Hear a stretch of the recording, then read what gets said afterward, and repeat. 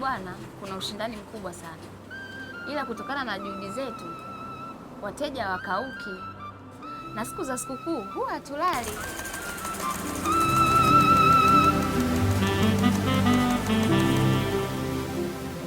Tangu nilipokuwa shule ya msingi nilitamani niwe muuguzi mkubwa. Ndiyo, nilitamani niwe daktari. Nilipenda sana kuhudumia wagonjwa, ila kutokana na vishawishi vya mapenzi ndoto zangu hazijatimia. Kuna kijana mmoja alikuwa amepanga karibu na kwetu. Alikuwa ni mfanyabiashara wa mazao. Alianza kwa kunidanganya, ananipa hela za shule. Kuna siku moja akanishawishi niende nyumbani kwake. Nilipofika kule nilifurahi kwa sababu nilikuta kuna mziki mkubwa, TV. Lakini kuna hiyo siku moja akanishawishi nifanye naye mapenzi. Sikuwa najua kitu chochote. Kila kitu yeye alimaliza. Nilichukia sana kwa sababu sikuwa tayari. Ndiyo, alinitoa usichana wangu.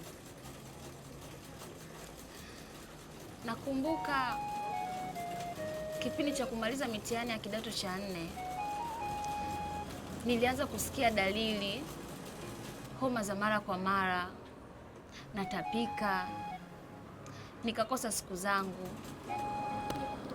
Ndipo nikaamua kumweleza mwenzangu na akaniambia niende zahanati. Nilipofika zahanati, baada ya kufanya vipimo, niligundulika na ujauzito wa miezi 3. Basi baada ya kumaliza mitihani ya kidato cha 4, ndipo nilipoamua kutoroka kijiji cha jirani mimi na mwenzangu. Tulipofika kule, hali bado ikazidi kuwa mbaya.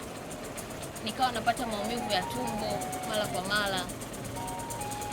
Ndipo nikaamua kurudi tena zahanati ili kucheki afya yangu. Nilipofika, wauguzi wakaniambia kwamba ujauzito wangu umeharibika baada ya kufanya vipimo. Basi wakaamua kunisafisha. Pia wakanipa na elimu juu ya afya ya uzazi. Kadri siku zilivyokuwa zikienda, biashara ya mwenzangu ilizidi kuyumba. Hali ilikuwa ni mbaya sana. Ndipo nilipoamua kwenda kuomba msamaha kwa wazazi wangu. Nikawaelezea yaliyonikuta. Kiukweli, kutokana na upendo wa wazazi wangu, akanishauri kuwa mimi bado ni mdogo kuolewa. Ndipo akaamua kunitafutia shule ya kujifunza cherehani. Na sasa hivi kama unavyoona, nina ofisi yangu. Mungu ni mwema. Utoaji wa mimba ni hatari kwa afya na ni kinyume cha sheria. Kwa elimu na ushauri, fika kituo cha kutolea huduma za afya kwa matibabu zaidi au piga simu namba 199 bila malipo. Kijana, epuka vishawishi, timiza ndoto zako. Ujumbe huu unaletwa kwako na Wizara ya Afya kwa kushirikiana na Umati Tanzania na kufadhiliwa na Gatmacha Institute.